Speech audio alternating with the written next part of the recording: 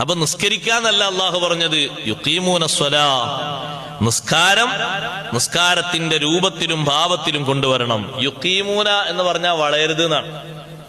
യുഖീമൂന എന്ന് പറഞ്ഞാൽ നേർക്ക് നേരെ എന്നാണല്ലോ. ഇഖാമത്ത് യുഖീമൂന എന്ന് പറഞ്ഞാൽ നേർക്ക് നേരെ. നേർക്ക് നേരല്ലെങ്കിൽ പിന്നെ വളഞ്ഞിട്ടായിരിക്കും. വളഞ്ഞ നിസ്കാരം എന്ന് പറഞ്ഞാൽ അതിന് ഒരുപാട് പോരായ്മയുണ്ടാവും. നിസ്കരിക്കാൻ നിൽക്കുന്ന ആൾക്കാർ ശ്രദ്ധിച്ചു നോക്കി നിങ്ങൾ. ഞാൻ പലപ്പോഴും ജമാഅത്ത് നിസ്കരിക്കാൻ നിൽക്കുമ്പോൾ ഞാൻ അങ്ങനെ ആലോചിച്ചിട്ടുണ്ട്, എത്ര ആൾക്കാർക്ക് നിസ്കാരം കിട്ടും. എല്ലാ കൂറ്റനക്കലും തൊണ്ടരക്കലും ഒച്ച ശരിയാക്കലും ഒക്കെ നിസ്കാരത്തിന്. പുറത്ത് ഓൽക്ക് യാതൊരു കുഴപ്പമുണ്ടാവില്ല. കയ്യാണ് കിട്ടും.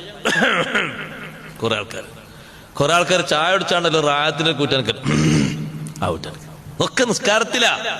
എന്നാ പുറത്ത് അവരുമായിട്ട് അരമണിക്കൂർ സംസാരിച്ച തൊണ്ടക്കൊരു ഇടർച്ച പോലും ഉണ്ടാവില്ല. കൂറ്റനക്കൽ കൊണ്ട് ആ കൂറ്റനക്കുന്നത് ഒരു ശബ്ദമായിട്ട്, ഒരു ഹർഫായിട്ട് ഇങ്ങോട്ട് മാറ്റിയാൽ, എനിക്കിപ്പോ ഉപകരണം ഉണ്ടല്ലോ മാറ്റാൻ, ഹർഫായിട്ട് കൊണ്ട് മാറ്റിയാൽ അർത്ഥമില്ലാത്ത രണ്ട് ഹർഫ് രണ്ടുണ്ടാകുക 20 ഉണ്ടാവും. കൊര നിയന്ത്രിക്കാൻ കഴിയാത്ത കൊരയാണെങ്കിൽ അഫു ഉണ്ട് നോക്കാം. അതിനത് നിയന്ത്രിക്കാൻ കഴിയണതാണല്ലോ, പിന്നെ എങ്ങനെ അഫു ഉണ്ടാണ്? ഇമാമ് പോലും അടിപൊളി ഓത്തുവതാണ് ഇമാമ്. ഇമാമിന് തൊണ്ടക്കൊരു ഇടർച്ച വന്നു, അവനെ ഹറമിലെ ശൈലി തന്നെ കിട്ടുക, അല്ലെങ്കിൽ മദീനത്തെ ശൈലി. അപ്പൊ ചെറിയൊരു തൊണ്ടക്ക് തകരാറ്, മുണ്ടാൻ പറ്റൂല. മുണ്ടാതെ ഓതിയാലും നിസ്കാരം ശരിയാവും, നിസ്കാരത്തിന് കുഴപ്പമില്ല.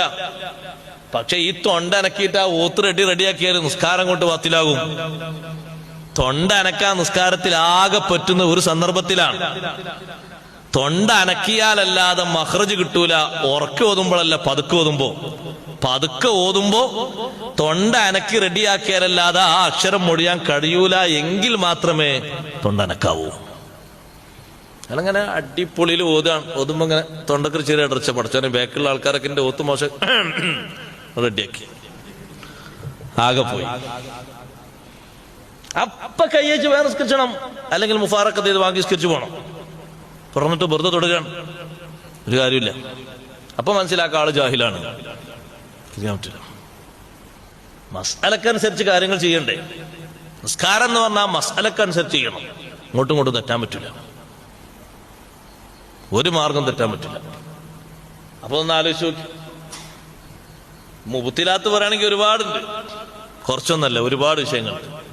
ഏറ്റവും പ്രധാനമായിട്ട് നിസ്കാരത്തിൽ നിന്ന് ഒഴിഞ്ഞു മാറാൻ പറ്റുന്ന രീതിയിലുള്ള ചിന്ത, അത് വളരെ കൂടുതലാണ്. അതിനാണ് അള്ളാഹുക്ക് സഹായിച്ച് നമ്മളെ കയ്യിലുള്ള ഉപകരണം മൊബൈൽ. അതൊന്ന് റിങ് ചെയ്താൽ അപ്പൊ പോയി മനസ്സ് എങ്ങോട്ട്